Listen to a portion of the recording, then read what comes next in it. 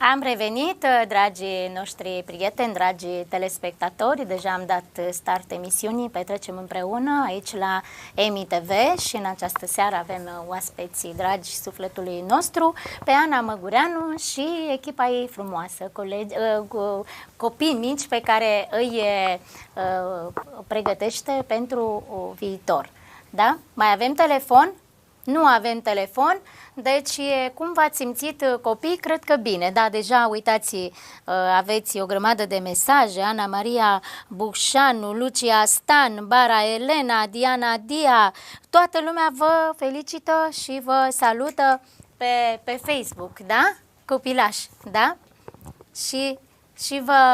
Și vă îndeamnă să o țineți tot așa. Sofia Chisamera, felicitări, sunteți minunați copii, mă bucur pentru voi și avem din nou telefon. Alo, spunem? Alo, bună seara, doamna Elisabeta. Bună seara! Sunt din Bâlta. Vreau să ghicesc cu cine ne-a sunat. Doamna Pușa, așa, bună seara, doamna Pușa, bine ați venit în direct cu noi. Ce mai faceți? Păi noi suntem bine aici, cu voie bună, cu copilași aici alături de noi, cu Ana Măgureanu, care este îndrumătoarea lor, dumneavoastră? Așteptam să intrăm și noi în direct. Doamna Elisabeta face foarte bine. Aș vrea să fac emisiunea din această seară, doamna Elisabeta, să spun pentru familia mea, Da. pentru întreaga regie, pentru familia dumneavoastră, Mulțumim. Nașa Paulina Ianc, cumnata de la Târgu Jiu și cumnatele de la Târgu Jiu. Da. Să fie și pentru doamna Eva Năgâra împreună cu familia, și invitaților dumneavoastră, și pentru familia Purban. Cu drag, cu drag. Vă doresc sănătate multă, doamna Elisabeta. Și dumneavoastră, doamna Pușa, și la Dumnezeu familia să ne întreagă. audă cu bine. Mulțumim pentru telefon, mulțumim. Vă așteptăm pe toți să ne sunați 0799 620 520. Vă stă la dispoziție pentru a face dedicații celor dragi. Nu uitați că suntem o televiziune națională, ne vedem în toată țara. Cine nu ne vede, solicită operatorului de cablu să introducă EMI TV în grila de programe. Wow, și deja telefoanele au dat peste noi și spunem din nou alo. Alo, bună seara! Bună seara! Vreau să-mi felicit și eu verișoara care este la dumneavoastră în... Da, te rog din direct. suflet să dai sonorul foarte, foarte încet, ca să ne înțelegem bine, da? Da. Ia. Sau Vreau să pleci de lângă felicit televizor. eu verișoara. Deci, te rog, este la mă asculți 2 secunde. Deci, nu trebuie să stai lângă televizor. Dai sonorul în celălalt televizor și ne asculți în telefon, da? Da. Ca și cum vorbești cu Vreau noi să felicit și eu verișoara care este la dumneavoastră în direct, Bianca Surupăceanu. Wow, ce frumos! Și să o țină tot așa, în continuare. Așa, și tu cânti și tu? Nu, am cântat. Sebi, l-am și- recunoscut după voce. Sebi este un fost elev de-al nostru și verișor cu Bianca. Sebi înseamnă că, uite, te-a recunoscut domnișoara profesoară. Da. Păi și de ce nu mai cânti? M-a lăsat. Oh, Mai cântă, dar Cum să te lași a așa? terminat Ce te-a făcut să te cursul lași? și probabil de la toamnă o să vină din nou. Mai cânt. Îl așteptăm. Eu zic să nu te lași de cântat. Dacă îți place să cânti într-adevăr și nu te obligă nimeni, adică părinții sau cineva neapărat și ție îți place, să nu te lași de cântat, da? Da. Mai ales dacă ai calități, nu se poate așa ceva. Uite, doamna profesor te așteaptă, domnișoara profesor te așteaptă din toamnă, din nou, da? Sigur că da. Și, Da. noi te așteptăm aici la EMI TV, da? La emisiuni Da. în direct, la filmări, da? Găsim noi ce să facem aici, da? Ca să prezentăm publicului tot ce știi tu să faci mai bine, da? Să cânti, adică. Mulțumim Da. frumos de telefon, da? Mulțumesc și eu. La revedere. Numai bine, numai bine. Deci, Ana, ce frumos. Uite, a sunat un fost elev, da? Și viitor elev, că cred eu așa Îl că așteptăm, sigur dacă o a să sunat vină. e Sigur, drag, sigur, e da. drag și i-ar fi plăcut poate și lui să fie în seara asta aici alături siguranță. de colegi. Mi-au plăcut piesele copiilor, foarte bune înregistrările. Dacă vreți să aduceți mulțumiri unde le-ați înregistrat, cu cine ați colaborat? Sigur, îi mulțumim domnului Mirel Stoica, la studioul căruia am înregistrat aceste piese. Mulțumim pentru că a avut răbdare cu acești copii minunați, pentru că, așa cum știm cu toți, începuturile sunt, nu putem să le spunem grele, dar până ne obișnuim, durează puțin timp și dânsul a avut multă răbdare cu noi, ne-a ajutat și pentru asta îi mulțumim mult. Deci dacă ei au cântat din zona pastorală, mă așteptam ca și tu să cânti din zona pastorală, dar am văzut că aveai un alt costum. Și mai avem un telefon și continuăm ideea asta. Spunem din nou alo. Alo, bună seara, doamna Elisabeta. Bună seara invitațiilor dumneavoastră din platou, din județul Cluj, din Ardeal, vă deranjează, din comuna Pohida, doamna Laura. Ce surpriză frumoasă, doamna Laura, să ne sunați tocmai de acolo. Ce ne bucurăm că ne vedem și acolo la dumneavoastră. Aș vrea să fac o dedicație pentru doamna Cost, Petruța, din Fizeșul Gherli, care ieri, în buchetul vieții, a adăugat în un fir de trandafir. Din partea colegei Laura, drumul vieții să-i fie presărat cu trandafir, fericirea să o înconjoare, norocul să-i bată la ușă, iar de cei dragi să se bucure. La mulți ani și multă sănătate alături de te dragi. Iar la mulți ani. Copiilor din platou, din partea mea, să le dea Dumnezeu tot ce își dorește să-i se împlinească și multă sănătate. Mulțumim frumos, doamna Laura, ne-ați făcut o surpriză frumoasă și vă mai așteptăm aici să reveniți cu noi și la emisiunile pe care le realizează colegii mei. Și toate cântecele din seara asta să fie dedicate doamnei Cost, Petruța și tuturor care serbează ziua de naștere zilele acestea. La mulți ani și din partea noastră și tuturor sărbătoriților. Doamne ajută! Mulțumesc. Seară frumoasă, vă pupăm cu drag! La fel, mulțumim! La revedere!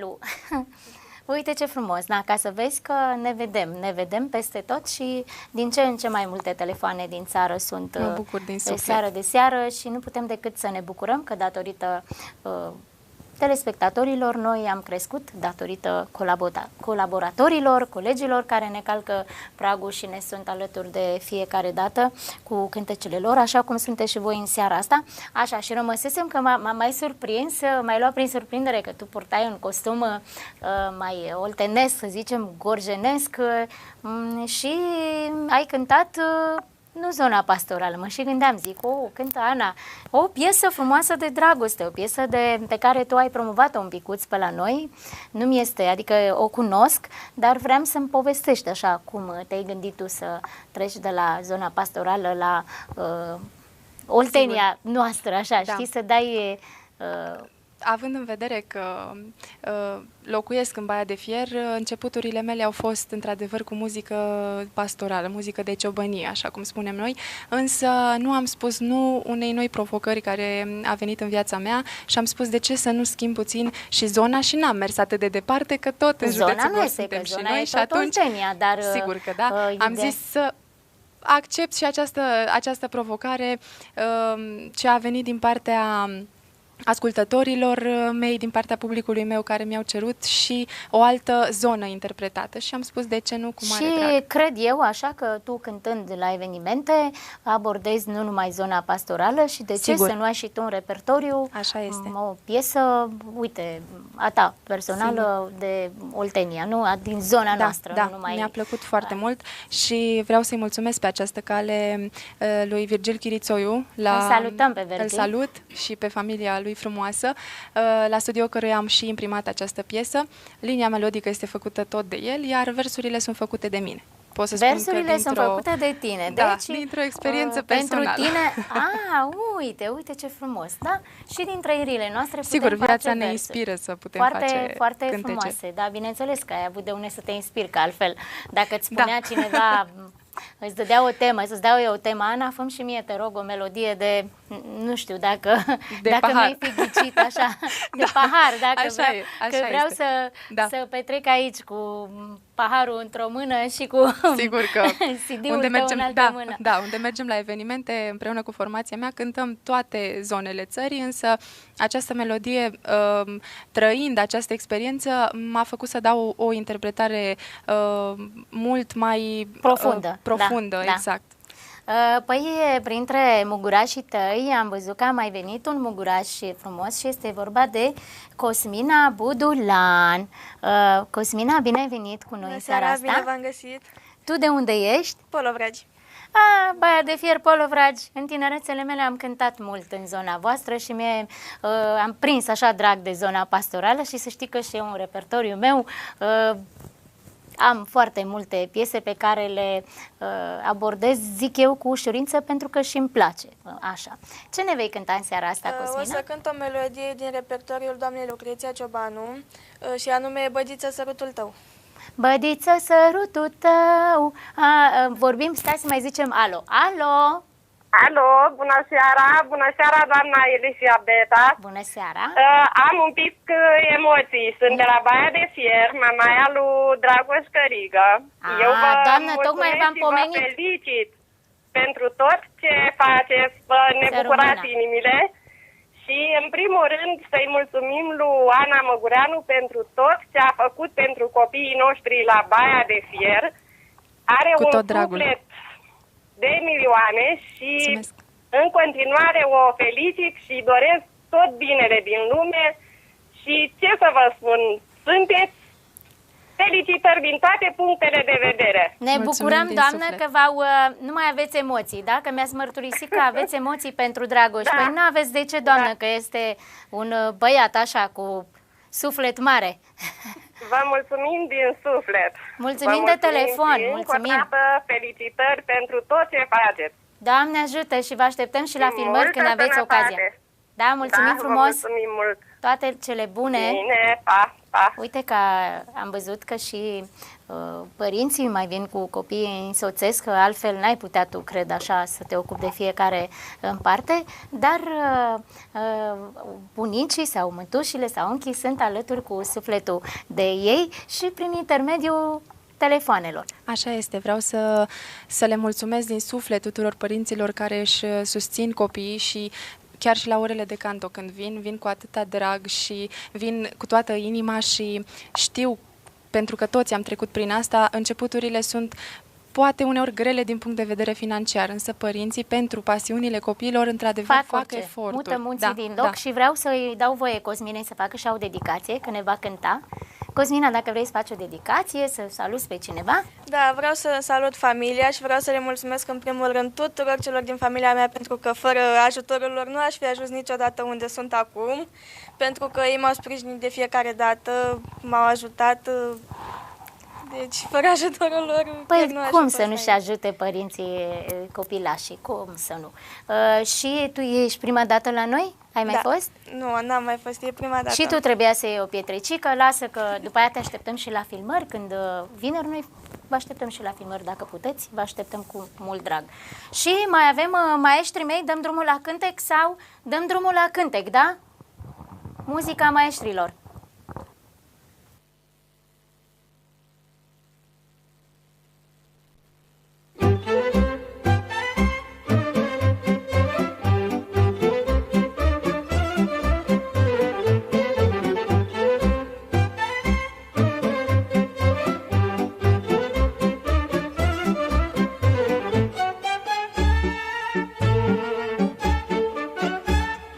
Cam acum o săptămână am fost la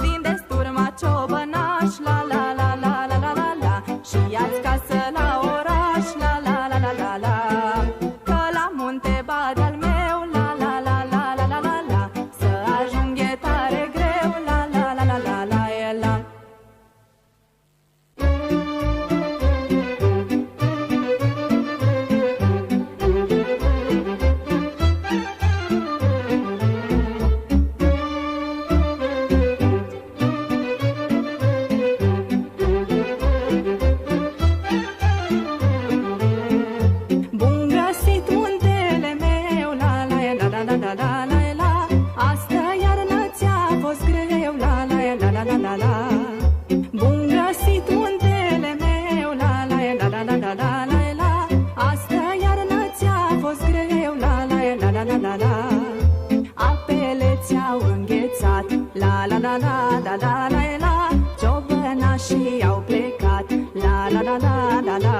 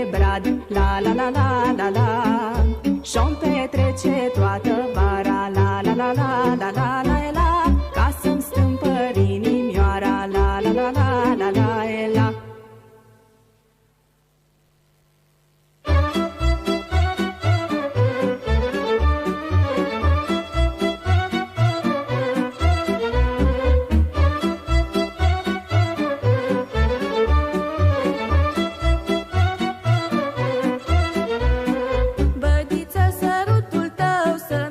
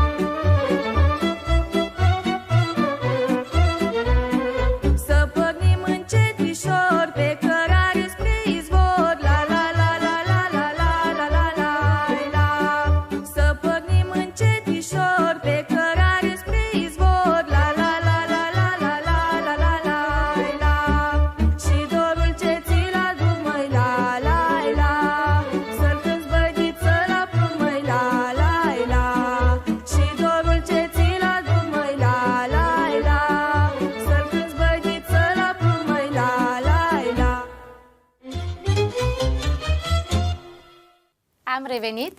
Nu știam dacă suntem în direct sau nu, pentru că regia m-a băgat fără să mă anunțe. Deci, dragii noștri, suntem la EMI TV, petrecem împreună, da, cu Ana Măgureanu.